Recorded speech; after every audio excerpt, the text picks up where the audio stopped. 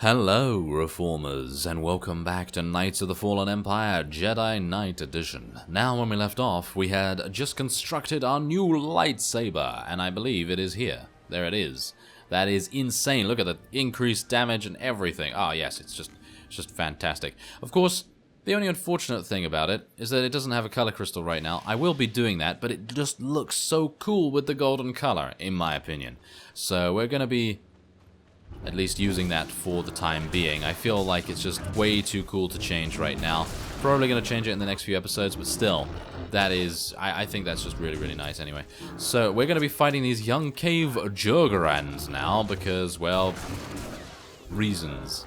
You know, apparently. Reasons. We really, really do need to fight these, apparently. Even though we could literally just force jump over here, get into the cave, or go somewhere and do what we need to do, but of course we are testing out our new lightsaber and all kinds of things like that, so that's just utterly fantastic, isn't it? So there we go. Enter the Oasis Cave. Well, I will be doing that, and hopefully we won't come across anything that is going to murder us. Yes, I already know that there's something coming, but it depends on how we handle it, how it reacts to us. So let's see.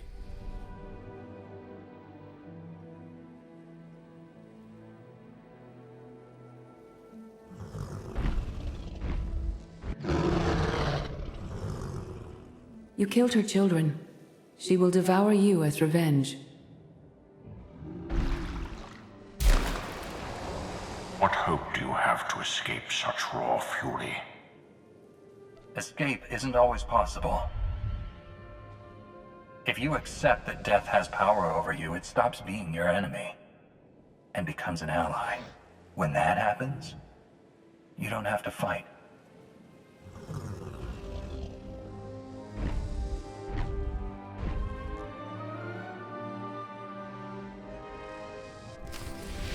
Okay. So, when I played Zainash, something different, very, very different in actual fact happened, and we had to do a lot more work. So, apparently, light side does have its, well, advantages. But, of course, some of the time, the light side does then turn into a great, great chore, because it's like, oh, you have to rescue those additional people, you have to do this additional thing, and so on and so forth. But in this case, it gave us a pretty nice shortcut. So let's speak to Satil.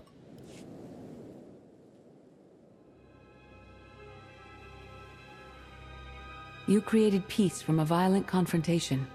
Impressive. Some believe you are destined to walk this path. Others think you make the choices that decide their fates. Your alliance will collapse if you do not know yourself and the ideal you serve. Do you understand? Whatever fate has in store for me and the Alliance, I'm ready. Your way is clear, and so is ours. Do you feel it, Mar? The Force draws us elsewhere. The exile on Odyssey is over. A new path has opened, thanks to you. Our duty is to follow it. Nothing's more important than staying to help me defeat Arkan. Our time has passed. This is your war to fight. Trust in the path ahead. The Alliance awaits its commander. Farewell. Already? Okay, so we have to use the climbing ledge. Okay, well, this is a very small ledge. Now, if we were a real Jedi, we would just jump up here with force jump, wouldn't we? Yes. Oh, we have to use an elevator now, apparently, as well. Oh, okay. So we did kind of do that, but we kind of, I don't know, climbed, I guess. But climbing, not really a Jedi thing. Well, it is kind of a Jedi thing in actual fact. Yeah, okay, fine. I will buy that. I will buy that explanation, even though I would very much like to see sometime a little bit of force jumping every now and again. Maybe some force speed as well. Well, we do actually have a little bit of force speed. It's called sprint, though. So, not exactly the same.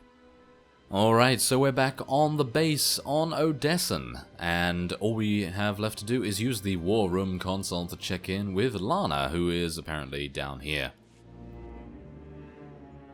Recon team gave the all clear. We're entering sub-level 4. 5x5, Major. Transmitting optimal path to the next security checkpoint. Try not to shoot everything this time. There are only so many storage lockers to put Sky Troopers in. Well, that's half the challenge. What kind of Sith are you? I've identified the hyperwave relay station's weak points. Demolition charges at each one will maximize the blast radius. You want to destroy our best chance to take control of the Eternal Fleet? Unbelievable. I feel my IQ dropping just hearing you talk. Maybe you'll forget how to breathe. Your mission's complete. Get off this channel. And my planet. Enough. Havoc Squad needs radio silence to do its job. Where the blazes have you been? Valkorion dragged me into the wilderness and almost killed me. Then, he left my mind to go somewhere else. He wouldn't say. I found Satil Shan, with the spirit of Darth Mar. They helped me build a new lightsaber to defeat Harkin. They're a team now, following the will of the Force. That's an awful lie. It must be true. Hold up, we've got trouble. A dozen knights coming in behind us. Someone found your mess on level 19. If that was true, there'd be twice as many. Major? Major, come in. We've lost the signal. We could salvage the mission if we send our backup. She isn't backup. She's collateral damage. Hold on, Senya. The Knights might kill her for us. I'd rather ask forgiveness than permission, but I don't need either of them. I'm halfway through level 10. Consider the mission complete. Understood. And approved. Do whatever you have to.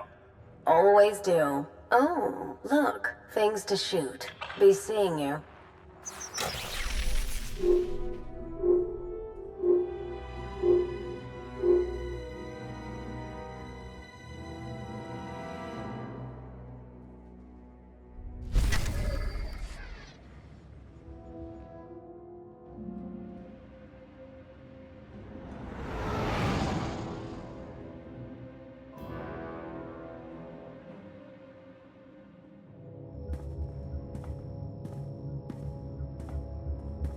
Still no word from Major Jorgen or Kaleo. Everything within a kilometer of the spire has been locked down. No signal gets in or out of that zone. I warned you that Gemini frequency mission was dangerous. If they're alive, it won't be for much longer. We can't be certain of anything. If they're safe, they'll contact us. If not, Arkin will make a public spectacle of them. Can't say I'd feel too bad about losing Kaleo, but Jorgen's a good man. Regardless, any rescue attempt on our part would be suicide. Their fates are in their hands. I'll alert you the moment I hear anything, but until then, we're just wasting time here. We could all use a break to regroup. That includes you, Theron. I'm too tired to argue. Oh, almost forgot. Hylo Viz asked to see you, Commander. Wouldn't say why, but it sounded important.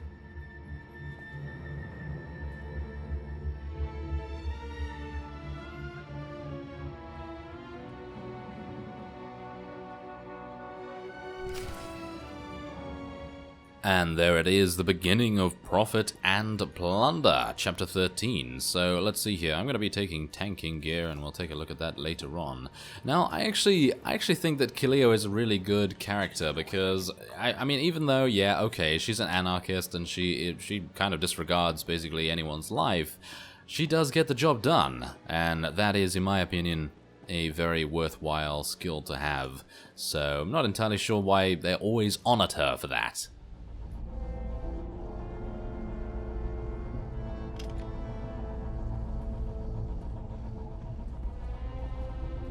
Hey, Commander, got a sec? What's on your mind? We're doing our best to keep the supply lines running, but most of the people I deal with aren't exactly philanthropists. We can't keep running this thing on goodwill and borrowed credits. You're saying we need a steady income. Or a really big slush fund. But look, I didn't just come here with complaints. I know a guy with a habit of showing up when someone's in need. He's reached out with an offer we can't really refuse, much as I might want to. You should meet him.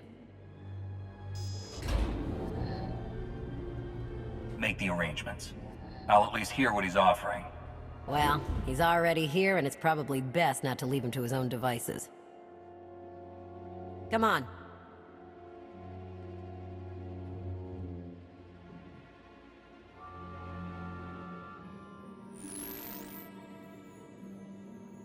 Well, this has been an interesting diversion, but I think it's time to wrap things up. I call. Come on, Lana. Now?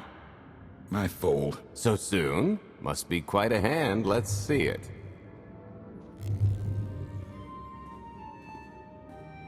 But how? You discarded every chance you got and never locked a card the whole round. The odds are astronomical. You cheated. Yeah, even if I did. You sure the old boss of Sith intelligence wants to admit some shifty alien got the better of her? Wasted no time turning the card table into a graveyard. It's my preferred method of execution. Commander, the most untrustworthy scoundrel I know. Untrustworthy scoundrel, the Commander. She never was big on formalities. Galt Renault, at your service. Hello, Galt. I hear you have an offer for me. The Eternal Empire spent the last 5 years pillaging every world in the known galaxy. Now, how'd you like to turn all that plundering into a profit for you and yours? I'm listening. I happen to know where they're keeping all that ill-gotten gain. Better yet, I've got a surefire plan to steal it right out from under their noses. I just need the help of a few talented, tough customers to see it through. And my alliance is the perfect place for recruitment. I've already picked out the ones we'll need. Ever heard of the Gilded Star? I'll stop you there. You haven't. It's one of the Eternal Empire's most tightly guarded secrets. A floating treasury circling the depths of a massive gas giant. The ship and the buried treasure all wrapped up into one neat little package. Well, maybe not little. By my estimation, it's the greatest sum of wealth gathered in one place since the Hutt Empire was a thing. So, you in? I'm in. When you're ready to get this show on the road, we'll be heading to Vanden to lay some groundwork. Looking forward to this, partner.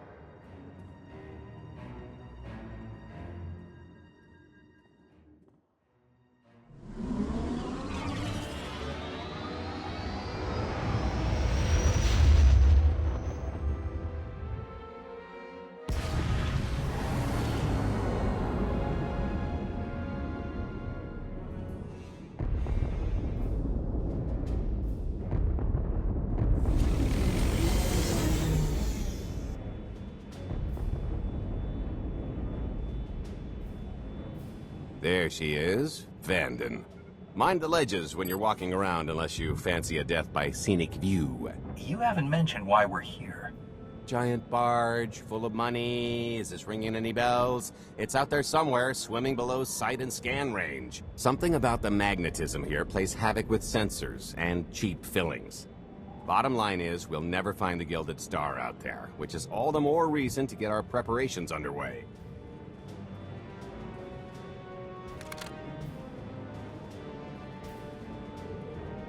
Such as picking up the last member of our illustrious crew. How many people are we going to need? Half a dozen, give or take. This is the last one unaccounted for.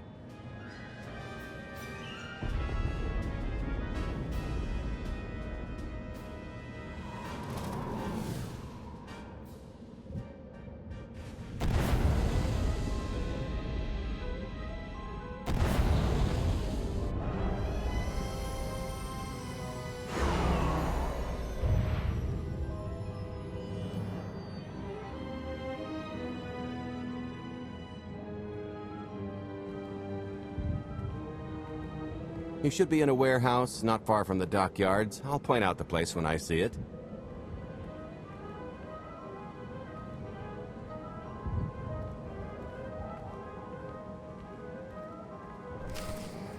Well, there we are. We have met our new addition to the Alliance, I would expect. Galt Renault, as we know him from the Bounty Hunter series. And I actually really like him, so this is going to be interesting. And with that, I will end this episode off here. I thank you very much for watching, and I will see you next time.